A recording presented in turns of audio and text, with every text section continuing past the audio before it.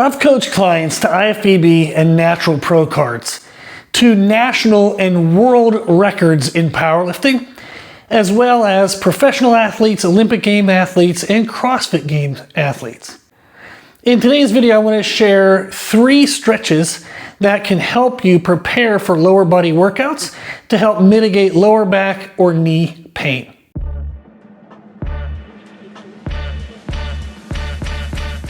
The first stretch is we start on our knees, and this is a cross-legged glute stretch. I'm going to turn sideways so you can see the setup for this. For this, I'm going to get on my hands and knees. I'm going to pick one side, my knee. I'm going to cross it over the ankle of the other side, and then I'm going to lower down onto my elbows. I want to maintain that the down leg, the knee that's on the floor, is perpendicular to the floor, so straight down into the floor. From here, I can play around to find tightness in my glute if it's not already tight in this position. I would shift my weight into the side of the knee that's on the floor, so I can shift into that. I can also shift a little forward or shift a little further back. By playing around with my position, I can find an area of tightness, and then I can lean into that tightness for 30 to 60 seconds. Once I'm done on that side, I would then switch. Again, knee over the ankle, keep that knee straight down into the ground. I can shift into that side, go a little forward, a little backward, just try to find any area that feels tight in the glute muscles. Then, from that stretch, we'll go into a quick adductor stretch. So you would just come up onto your knees. I would kick one leg out to the side. And for some people, this alone is a stretch. So they can just kind of hang out here and let this extended leg feel a stretch. If that isn't a stretch enough, they can actually sit back into this, and they can bring their hands to the ground for stability and balance, and they can turn their hips toward or away from the foot that's extended, and that can help you find, again, any kind of tight areas. You can push backward and forward and twist your hips.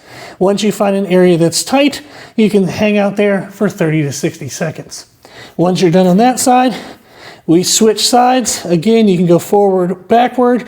You can stay upright if you feel like that's a better stretch, or you can go down onto your hands or to your elbows.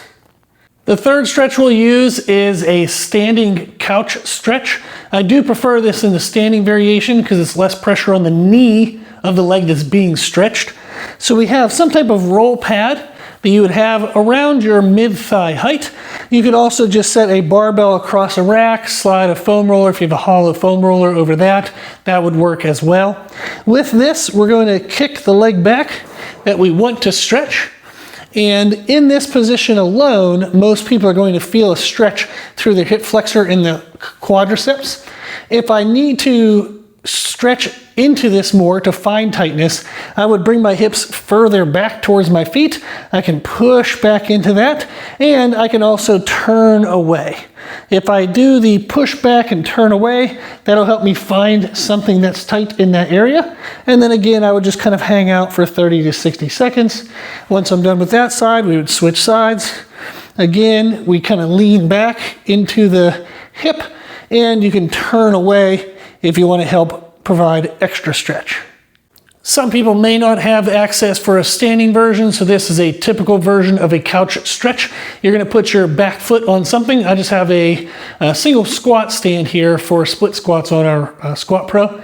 So I'll use this, lower this down to where it feels comfortable on my ankle.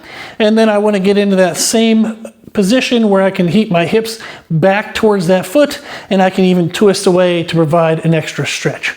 This version does put your body weight on that knee, so this is why I prefer the standing variation. However, this does work well as well.